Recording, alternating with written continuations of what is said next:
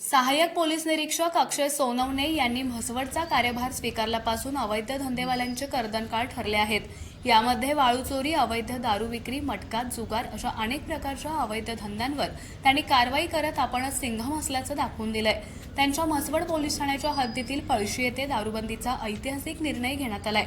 त्या अनुषंगाने म्हसवड पोलीस स्टेशनला देखील पत्रव्यवहार करण्यात आला। पळशीकर ग्रामस्थांचा हा निर्णय सार्थकी ठरवण्यासाठी अक्षय सोनवणे यांनी त्यांच्या पथकाने पळशी परिसरातील वाघजाई ढाब्यावर अवैध दारू विक्रीची मोठी कारवाई केली। त्याचबरोबर देवापूर आणि कारखेल येथील कासरवाडी फाटा या ठिकाणी अवैध दारूवर कारवाई केली।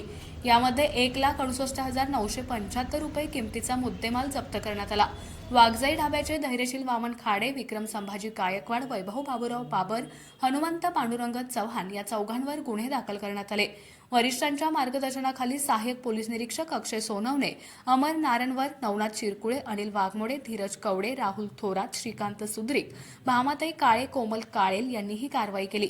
त्यामुळे म्हसवड पोलीस ठाणे सुरू असलेल्या धडक कारवायांमुळे चांगलंच चर्चेत आलंय।